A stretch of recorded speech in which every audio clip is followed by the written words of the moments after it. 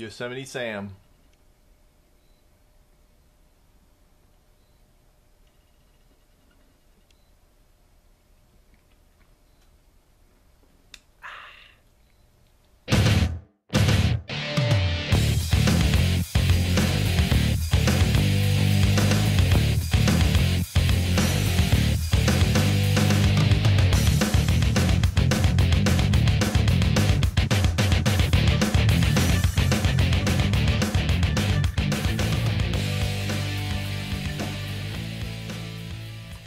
Happy Homebrew Wednesday, it's Lerman22, and today it's Yosemite Sam, Looney Tunes, and actually I've never seen him all yellow before, but that's the way it was back in, I think, 1973. So, black IPA, this is my recipe. It's still carbonating. I've had it on CO2 for about 10 days, but just been 12 psi, so it's taking a while for it to get carved up. But I'm getting a good, nice head retention, or not head retention, but I'm getting a nice, the timelines there, nice, oh,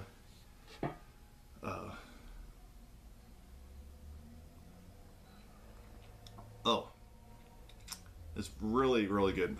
It's a lot more roasty. It doesn't have as much flavor in the hop profile as Nate Under Table Brewing, who took first place in the United States. But I like this one. This one's pretty good. Nice and it's got the nice roasty characters. I know we were talking about the black IPA when I was out at GABF with Paul Wicksteed, and he was like, "Well, you know what? It really tastes like a hoppy porter." And I was like, "You know what? It probably does, but it's hoppy, so that makes it." I mean, I read the guidelines on the black IPA or the dark Cascadian ale, and it's pretty much roasty, hoppy. There you go. So, anyways, past weekend I was kind of busy. I did my SMaSH. I did the Golden Promise and the Cascade. I picked Cascade because I had over 2 pounds of Cascade pellets here. So, but I got a bonus because I got a 4-ounce pack from BH Brewing. Thank you, Larry, for the hops. I ended up only using 2 ounces of that, and then my neighbors actually used the other 2 for their double batch, which used all Cascade hops also. So it doesn't even seem like we put a dent into our Cascade stash, because I think I still have like a pound and a half left. So, but back to the Golden Cascade SMaSH here. Tony Yates let you know that the pre-boil gravity on mine was 1036. Now my Beersmith recipe actually called out that it was going to be 1039. But I think I sparged a little bit more, and actually with the whole leaf hops, I actually lost a lot. So I ended up having to add some water at the end. So next time I have to calibrate that in my head. So because I've got it pretty much figured out that my brew pot I have to end up with, because I do a 90-minute boil. I have to have 7 1/4 gallons, and then it takes me right down to 5 1/4. But with the whole leaf hops, it ate up a little bit more. Plus, my gas went out while I was brewing, so oh well. So at the end, I ended up with 15 bricks, and after I added my water, it went to 13.4 bricks. So the recipe, I ended up with 81% efficiency, so it was pretty good, and that was after I added the water.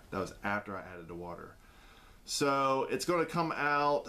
My original gravity was 1054. If it drops down to say 1010, I'm using SO4 as my yeast. It'll probably go down a little bit further than that, but so it's going to end up probably about 5.5–6%. So, which I'm not arguing with. All I want to do is I want to be able to taste the malt on this, and I want to be able to taste the hops. My IBUs are going to end up right around 42, so it's not going to be too hoppy. It's going to get that nice floral characteristic with the whole leaf hops. So I'm totally stoked about using the whole leaf hops and everything. So that's about all I have for Homebrew Wednesday this week. I still got some stuff I got to do. I'm actually kicking all my kegs right now. I got my black IPA. That one's a full one. About ready to kick my ESB. My New Zealand IPA is about ready to kick. That's over there. And I still got my lemonade mix. So I do have a lot of beer here, but I need to make some, like the pale ale. I just made the Golden Cascade SMaSH. I'm also going to do the Dropkick Nate. Nate gave me the recipe for that. I've got everything for that, and I'm thinking about doing that this weekend. But next weekend is Teach a Friend to Brew Day. In the United States, it's Teach a Friend to Brew Day, November 1st. So cheers. So I'm going to probably put a Facebook post up, supposedly at my homebrew store. We're going to have a whole bunch of brewers, so I should have footage, not this weekend, or not next week, the next week. So it'll be 2 weeks I'll have good footage on the homebrew Bring a Friend to Brew Day. Not sure if I'm going to be actually teaching a new friend, but that weekend I've got the recipe for doing the coconut IPA, which again, Nate from Under Table Brewing, he came to visit me, brought me a coconut IPA, and the thing was wonderful. So I am stoked about trying that. So that's about it. I'm going to probably put on a tasting on the end of this. So this is one that we actually did in my hotel room when I was out in Denver, and it was me. It's Nate from Under Table Brewing, Larry, BH Brewing, Paul Wicksteed, and then my buddy Rick. He was kind of laying on the bed there and interjecting a little bit too. So I'm going to add that on now. I'm not sure which brew I'm doing. I think we did 2 of them. So probably do one this weekend, probably do one next weekend, and that's about it. So I am out of here. We will see you guys next week, and thanks for watching. Peace.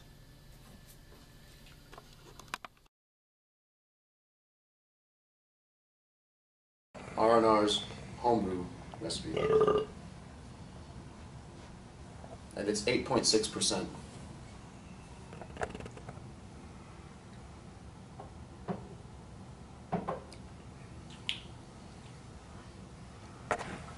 It's a coconut rough. It's just like a coconut rough. Yeah. All right. And the hops have now faded a little bit, and the coconut's still present. Yeah, the coconut is like outstanding. Yeah, that's the best coconut I've had in the beer for a long time. Hell. First coconut I've had in a beer. Really? Yeah. You haven't had the coconut porter from there? There's actually a coconut at the GABF somewhere in there. I saw it on the list. Mine's got floaties. It's initial coconut, and then you get that bitterness. I've actually got all the ingredients for this beer, so this is one that's getting made. Yeah. This is what? Sorry, this is what Tony did. This was Tony's. This is Ryan Rashan did he did the original recipe, him and a buddy. Yep. And then they put it into Stone's homebrewing competition last year, and they won it.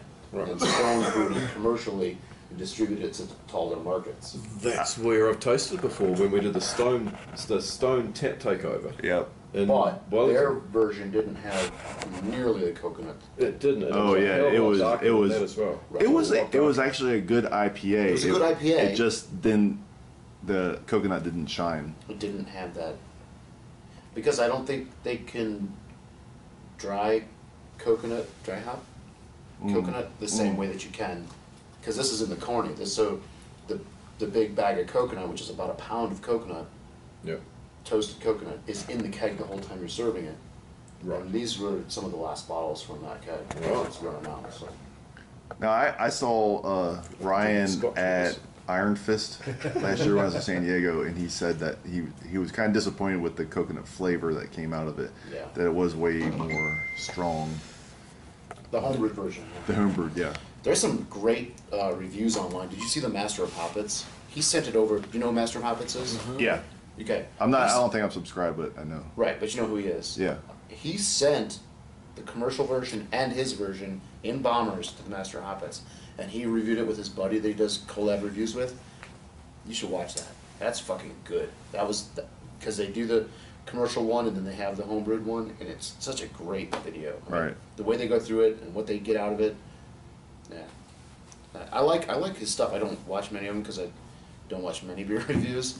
I watch DJ because he's such a huge supporter of the Homebrew Wednesday community. Yeah, I watch DJ. But I don't watch all of his Yeah, videos. and I watch Kevin, but I mainly stick with Homebrew Wednesdays. Right. That's the ones I go for. Yeah. Just Well, time.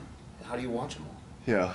I used to watch them all. Well, if you're Dan ABA, if you're Dan ABA, you can. Yeah. That dude watches everything. I think and he he's on does. every I think he forum. does it while Jesus. on Vaughn TV cast and stuff like that. Yeah. That is What do you think about that? That makes me want to brew it again. Oh, Drinking the last brewing bottle. it. Yeah. Oh. Hell yeah.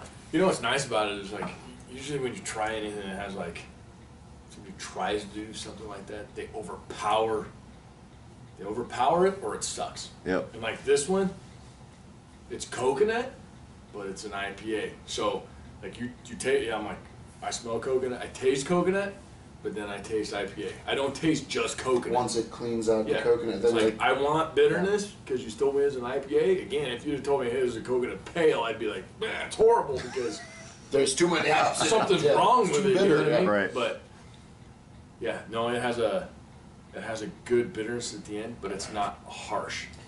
This thing finished at 1.006. Wow. That's how I got it to 8.6%. Wow. Yeah, this is a beast. And this is another keg that floated way too fast. Way too fast. Well, it does. It does. Dawn liked it, didn't she? We all did. It does I hide hit a this lot of that hard. malt.